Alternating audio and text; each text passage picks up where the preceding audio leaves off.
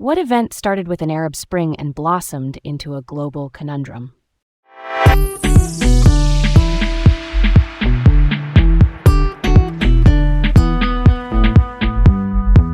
Hi, I'm Leah. And I'm Garrett. Welcome to Laid Back Learning with Leah and Garrett. All right, let me paint the picture for you. We're diving into the Syrian civil war and its global repercussions. So here's a cool story. A while back, I met this Syrian refugee at a local community event. We got talking. Honestly, hearing firsthand about their journey and displacement was eye-opening. Meeting someone who's lived through it must have been powerful. It really brings the human side of this crisis home. Totally. It made me realize just how complex the whole situation over there is. I mean, more than just numbers and news headlines. Let's set the scene for this one. The Syrian civil war kicked off in 2011 during the Arab Spring, a wave of protests across the Arab world that started in 2010.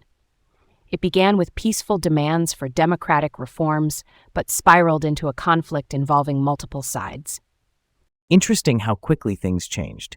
You've got a civil war now, involving not just Syrian actors but international players too, turning it into what's often called a proxy war.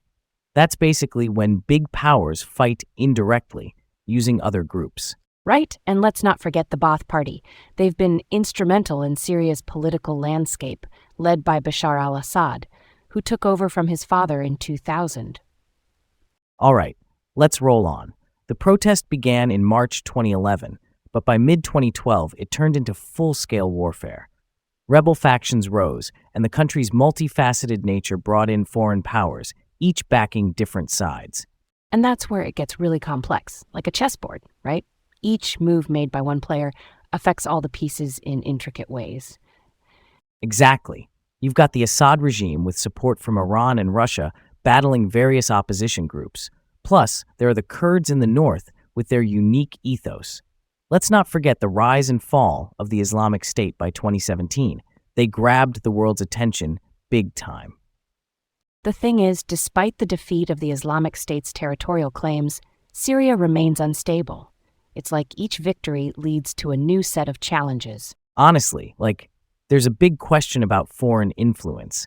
Some believe external powers stirred the pot to serve their interests. But do you feel it's more about the internal dynamics, Leah? I do think foreign powers played a key role, but internal factors like political repression and economic woes were fundamental. It's like they acted as fuel to an already simmering fire. I hear you. But the international chess game sure seems like a crucial element too. It's all pretty intricate to puzzle that one out. Totally.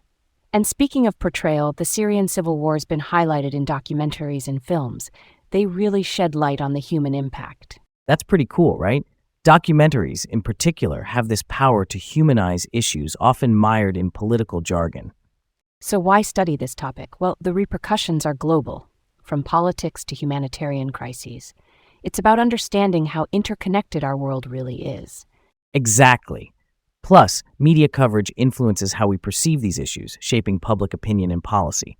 Let's wrap that up with a bow. We hope you've enjoyed diving into this with us. And remember, folks, stay curious about global events and empathize with those affected.